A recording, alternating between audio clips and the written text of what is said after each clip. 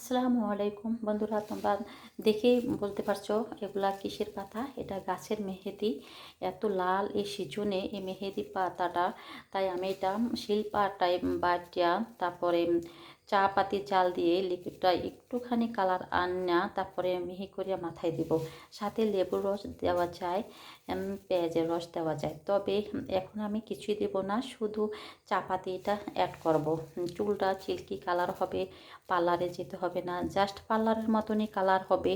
আসলে আমরা অনেকেই হাতের কাছে এরকম মেহেদিগুলো রেখে আমরা বাজার থেকে টিউব মেহেদিটা এনে হাতে নখে লাগাই।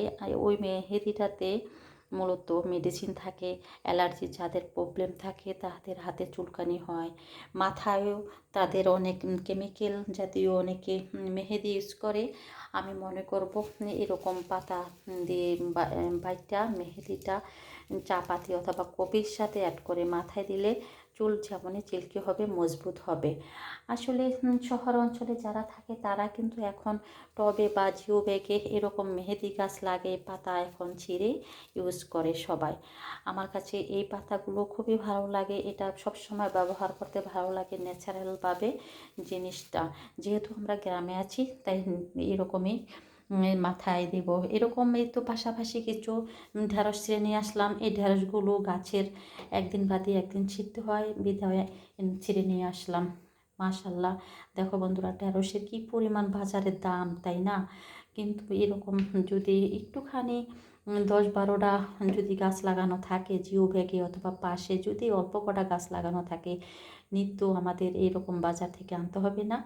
ক্ষেত থেকে একদিন বাদে একদিন এরকম ঢেঁড়স ছিঁড়ে খাওয়া যাবে। আসলে আমরা তো কষ্ট করতে চাই না, অনেকেই আমরা কষ্টের বিনিময়ে বাজার থেকে খাই। কষ্ট না করলে তো কৃষ্ট মিলব না। বাহিরের আসতে কিন্তু বোনেরা আপুরা অনেক পরিশ্রম করে, আমরা ভিডিওতে দেখি, দেখে দেখে কিন্তু লাইক কমেন্ট করি। অথচ দেখে আমরা একটা জিনিস শিখতে চাই না, পরিশ্রম করতে চাই না। পাশাপাশি আমাদের কিন্তু শিক্ষণীয় আছে কোনো ভিডিও থেকে। কেউ যদি ভালো কিছু দেখে আমাদের খুব ভালো লাগে, আমরা লাইক কমেন্ট করি। কিন্তু আমরাও এরকম চেষ্টা করতে হবে যে ওরা পারে আমরা পারবো না কেন, আমরা তো পারবো চেষ্টা করলে।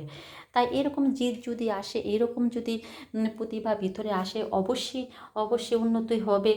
তোমার সংসারের টাকা পয়সা দিক দিয়ে আগানো, এইভাবেই প্রতিটা যদি ঘরে ঘরে পুরুষ নারী কর্মঠ হবে, তখনই কিন্তু সমাজ, দেশ, জাতি সব কিছু মিলে উন্নত হবে। তারপরে তো জাতি দেশকে উন্নত রাষ্ট্র হিসাবে প্রমাণিত হয়।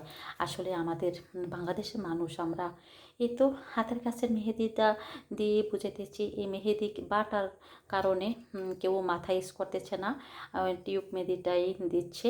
এরকম অলসতা আমাদের ভিতরে কাজ করে। আসলে আমরা কিন্তু এরকম অলসতা না করে ন্যাচারালভাবে আমরা কিন্তু সব জিনিসই হাতের কাছে রাইখা কেন মেডিসিন জাতীয় জিনিসগুলো ইউজ করব। এটা মন থেকে মুছে ফেলতে হবে, পরিশ্রম করতে হবে, মনোবল আনতে হবে, এটাই সবার ভিতরে আনতে হবে প্রতিভাটা।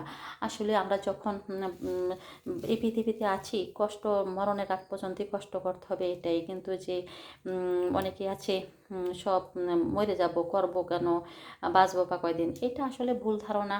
যতদিন বাঁচবো ততদিন পরিশ্রম করতেই হবে, পরিশ্রম জাতির উন্নতি আনবে, বয়ে আনবে। আমি মনে করি সবাই আমার সাথে যদি একমত থাকো বন্ধুরা, লাইক কমেন্ট করবা। এতক্ষণ তোমরা যারা আমার সাথে ছিলা, ভিডিওটা দেখেছো, সবাইকে অসংখ্য অসংখ্য ধন্যবাদ জানিয়ে বিদায় নিলাম। আল্লাহ হাফিজ।